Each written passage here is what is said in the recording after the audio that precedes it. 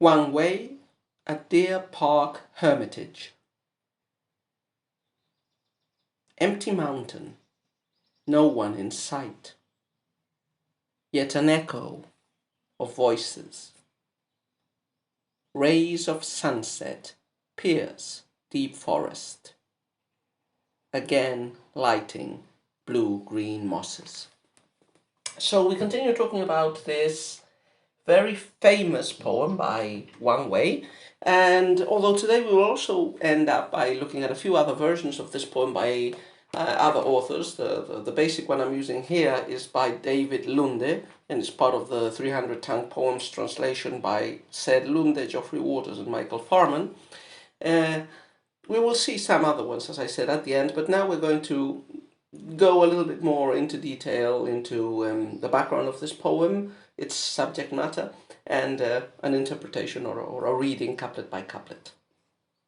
Okay, so first Wang, we've talked about him a lot in many previous videos because he is one of the better represented poets in this anthology. He has poems in the 20s, I think, in number, in the whole anthology. So Wang was an important poet of the Tang, and not only was he a poet, he was also a civil servant who occupied important positions. He started being respected at court not for his abilities as a poet, but rather for his abilities as a calligrapher and painter. And in his late years, he basically retired from office and dwelled in his estates. He came from a very rich family, so he had lots of properties. His clan was one of the most important ones during the Tang Dynasty, and in fact his brother, I believe, was one of the high ministers of Emperor Suzong at the time of the restoration of the dynasty after the Anlushan rebellion. And he had Buddhist inclinations, which are present in a lot of his poetry, and you could arguably say they're also present in this poem.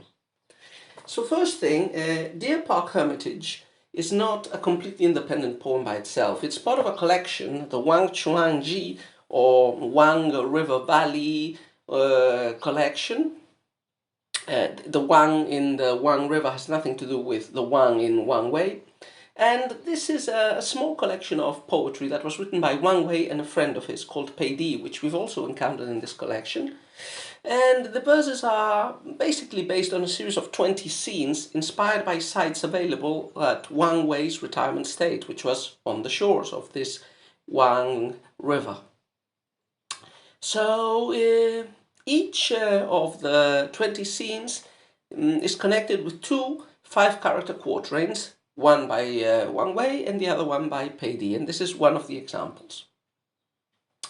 Now, as we said, Wang was famous as a calligrapher and as a painter, and we know that he painted a scroll with the different sites in the Wang River Valley. In fact, the image that I am using for this video and for the previous one is taken from a later copy of that said scroll, so perhaps it could be taken to represent the original landscape as Wang saw it, and as Wang painted it, and as Wang depicted it in his poems. Okay, so having said that, let's move on into the topic and the title of the poem. So I would say Wang is famous today for his apparent simplicity. So that's the more representative element in the style of some of his poems, including the Wang River Valley collection. They're poems that look very deceptively simple, like just nature landscapes. If you didn't know the poem was by Wang and you just read it, you probably wouldn't dwell too much on it and think it's just a landscape poem.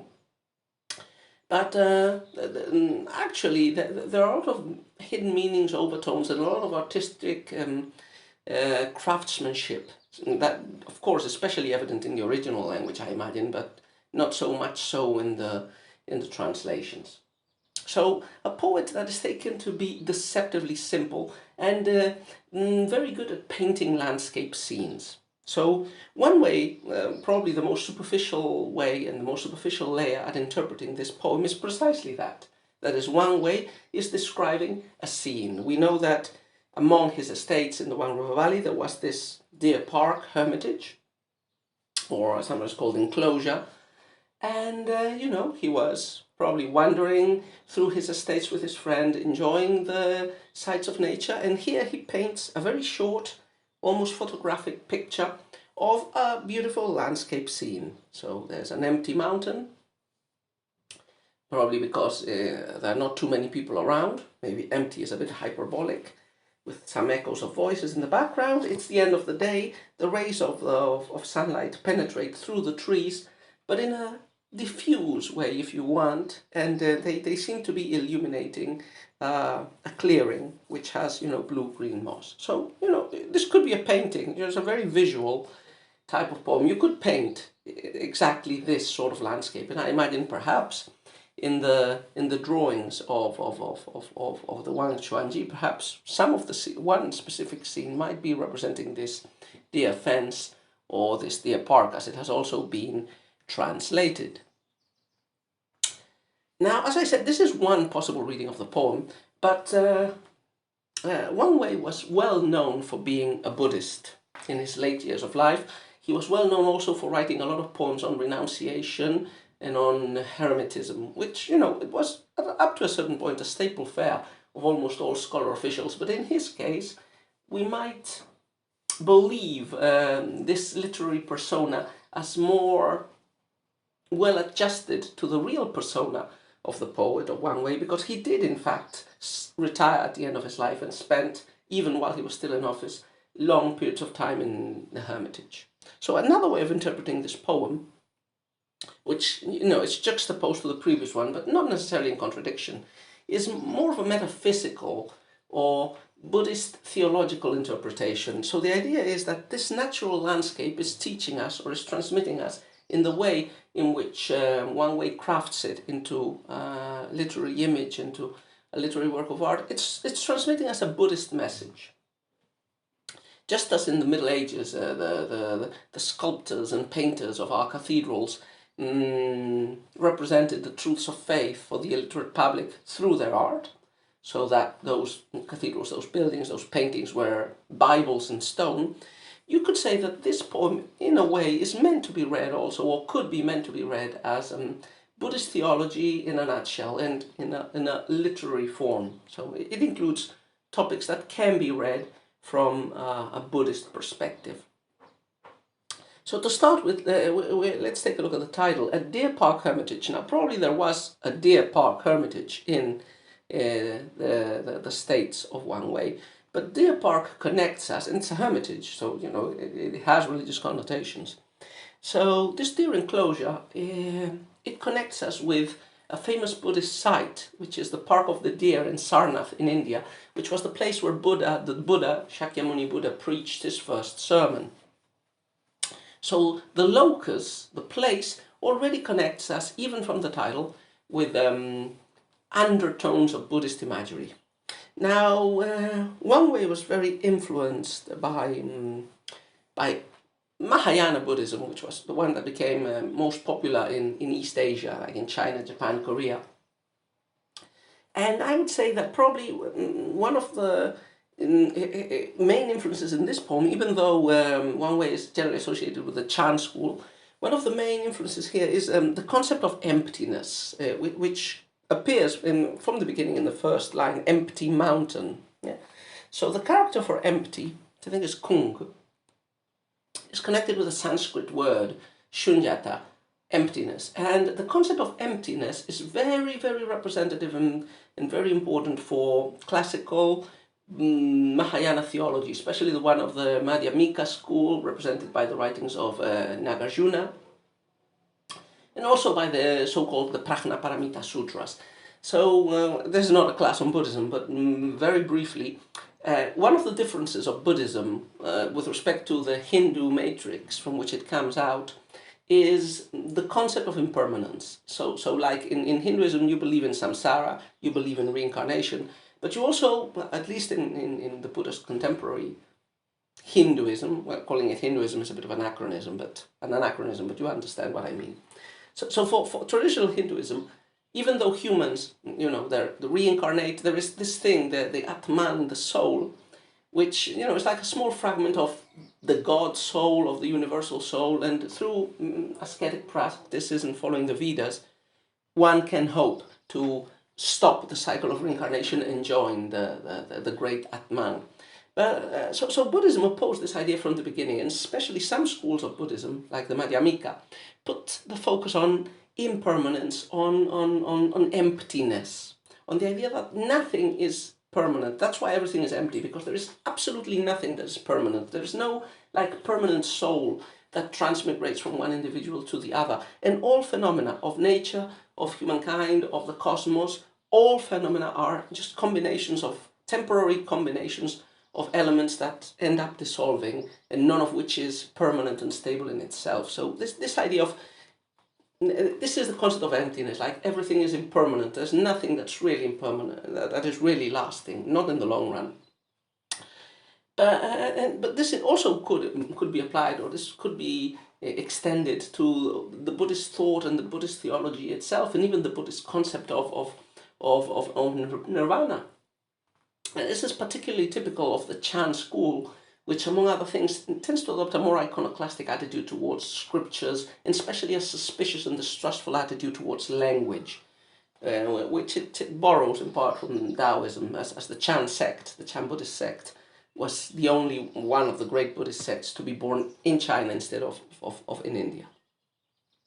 So, summing up, rounding up, another way of interpreting this poem is that it's sending us a Buddhist message through the landscape that is observed in nature. And, this is not so surprising. So, we know that Wang was also a follower of the Buddha Amida, and one of the main tenets of Amidism is the idea that there is this pure land, Sukhavati, in the West, and that it's good to be reincarnated in that land, because in that land all the birds and the animals and the creatures and the rivers preach the Dharma, the Buddhist law, and so it's very easy to achieve illumination in that world, easier than in our own physical world with its limitations.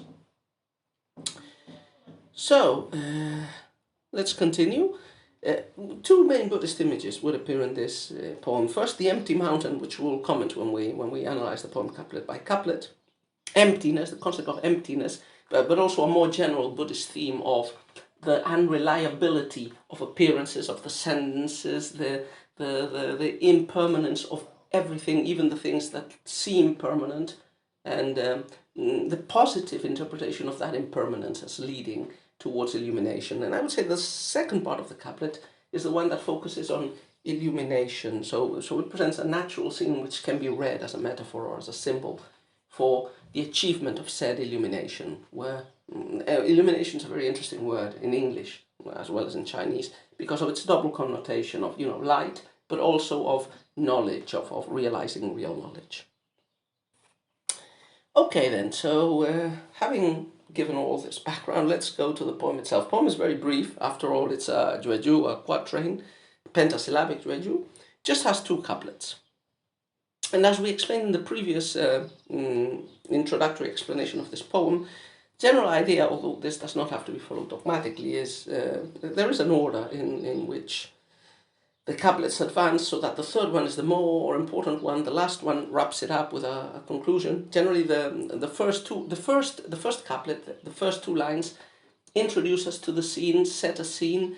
The third line, the beginning of the second couplet, makes a turn, a U-turn if you wish, and the last line, wraps it all up. So let's start with the first couplet. Empty mountain, no one in sight, yet an echo of voices. So the first couplet opens with a paradox related to the senses. We are immediately transported to a natural scene, and, we have an empty mountain, no one in sight. So nothing is to be seen. The mountain appears to be empty. And yet, in contraposition, even though nothing can be seen, something can be heard, or it seems something can be heard. There is an echo of voices. So, important thing, there's a contraposition of the senses. Sight and sound both seem to be unreliable. One could perhaps imagine that maybe the sound in the second line might be, a more reliable sense, which I believe traditional Buddhist thought did believe. But anyway, we have this contraposition in this natural scene. So it's an empty mountain, nothing is seen, but something is heard. The senses are unreliable, so nobody is to be seen, but perhaps there is somebody. In fact, the echo of voices seems to hint at there being somebody, although again the ear might be deceiving you. So the idea is the mountain is empty, the word is Kong. So how are we supposed to interpret this emptiness? Because there is a poetic persona speaking. Is the poet in the mountain looking at the scene and seeing it empty? Is the mountain empty, or is really empty, or is this emptiness meant to be more like sparsely populated, which, would explain why there are people around? And, in this area, we know from other texts that, this area was not completely empty. Is this emptiness meant to reflect Buddhist theology? The idea that mountains, even though they look permanent and stable, they're empty like humans. Their time span might encompass hundreds of thousands, millions of years, but mountains disappear. Just as humans disappear, they're impermanent as well. So in their appearance of permanence, they're teaching you that even the strong and long-lasting mountains are also impermanent, are also empty, are also devoid of a self. All of these, they could be matching up. Also remember that, traditional Chinese poetry generally does not include indications like pronouns, personal pronouns. There isn't a clear subject. The verb doesn't indicate number or tense. So the original poem is really very ambiguous, and I think the translation we're using it has tried to focus on it. That is, it doesn't use any I's or we's who are contemplating the scene. So this is very peculiar, very typical of Wang Wei's poems, which generally paint these empty nature scenes that seem to have been disconnected from humankind, from subjectiveness, from a gaze. But at the same time, we get sensory impressions, as we said before. So this couplet has the sensory impressions of not seeing, yet hearing. Okay, so the first couplet presented us with these limitations of the senses, of sight and sound, with perhaps a slight advantage for the side for the sound. For the sound part. But the second couplet moves us along, and it does focus on gazing and on seeing. Rays of sunset pierce deep forest, again lighting blue-green mosses. So the second couplet gives us some extra information. First of all, it gives us the information that we are at the end of the day, because the expression that is translated in this poem as rays of sunset in the original is something like declining shadows, which is a conventional expression, or reflected light, I think, is a conventional expression referred to the light at the end of the day, at the moment of sunset. Now, the fact that we're at sunset might help illuminate the first couplet. That was why no one was in sight, perhaps not because there wasn't anybody around, but it was difficult to see in the declining light anybody who might be around. So the light is penetrating, is entering the forest, and it illuminates, it lights again blue-green mosses. So, although here we can see, you might emphasize the fact, for example, that the light itself is vanishing.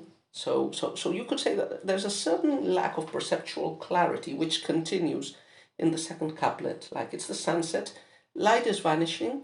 When the light is disappearing, when the sun is setting in the forest, you have this weird perception of light, like floating around. You can't clearly see its source because it's the setting sun's light, and it doesn't come clearly from a source. It seems to filter through the trees. Maybe it seems to be emanating from and mutually illuminating the various objects that are in the gaze of the poet, including the mosses. Yeah. The poem also ends with the word shang, which is the word upon or above, which here I think is obviated in this translation. Also to ascend, that's another way of translating it. And, these images of elevation, of rising, of the light rising, might be connected with, a more general Buddhist imagery in this second part of the poem, in this second couplet, like the light of illumination penetrates the deep forest and rises, leads us up. Vertical images are images we typically associate in our tradition, and I imagine also in the Chinese tradition with illumination, with knowledge. So, yeah, that's how I would interpret it, that's how I would read the poem. And a very interesting piece. So very simple poem apparently, but with very many connotations and reverberations. So to conclude now, we will just make a quick summary of other versions, of other translations of this poem. We've already seen a few taken from the 19 ways of looking at Wang Wei. And a few more recent ones would be the following ones. For example, this one is from 1980 by Pauline Yu, who has a monographic book called The Poetry of Wang Wei, published by Indiana University Press. Dear Enclosure, empty mountain, no man is seen. Only heard are echoes of men's talk. Reflected light enters the deep wood and shines again on blue-green moss. More recent, from another book also dedicated monographically to translating Wang Wei's poems, Laughing Lost in the Mountains, 1991, by Tony Barnstone, Willis Barnstone, and Shu Haixin. Deer Park. Nobody in sight on the empty mountain, but human voices are heard far off. Low sand slips deep in the forest and lights the green hanging moss. Another one, this is by quite a famous novelist, Bikram Seth, 1992. He has a book called Three Chinese Poets, and he includes a very literary and poetic English translation. Deer Park. Empty hills, no man in sight, just echoes of the voice of men. In the deep wood, reflected light shines on the blue-green moss again. Okay, another one, this one by a famous sinologist of whom I have a very interesting anthology downstairs. Victor Meyer, Richard Bodman, 1994, from the Columbia Anthology of Traditional Chinese Literature, Deer Enclosure. On the empty mountain, seeing no one, only hearing the echoes of someone's voice. Returning light enters the deep forest, again shining upon the green moss. Stephen Owen, he is the greatest sinologist alive. I have a lot of books by him. In 1996, in his An Anthology of Chinese Literature, he has a version of Deer Fence. No one is seen in deserted hills. Only the echoes of speech are heard. Sunlight cast back comes deep in the woods and shines once again upon the green moss. The year 2000, Sam Hamill, Crossing the Yellow River. It's an anthology of poetry, of Chinese poetry. Deer Park. No sign of men on the empty mountain, only faint echoes from below. Refracted light enters the forest, shining through green moss above. 2001, Arthur Tse, The Silk Dragon. Deer Park. The mountain is empty, no man can be seen, but the echo of human sounds is heard. Returning sunlight entering the deep forest shines again on green moss above. David Hinton, he is one of the great literary translators of recent times, one of the literary sinologists like Burton Watson. He has a 2006 edition of the Selected Poems of Wang Wei, and there we have this Deer Park.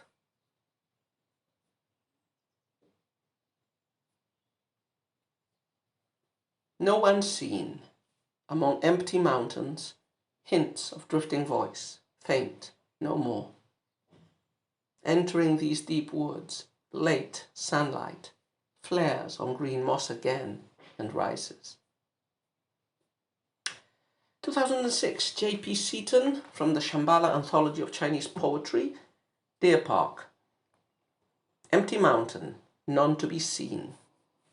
Listen close, and all you'll hear's the bird-song sound of human language. Suns come into this deep grove. Beginning again, it writes on grey-green lichen upon stone. And with this we will finish for today. So, a mosaic, a tapestry of interpretations of Wang Wei's The Deer Park.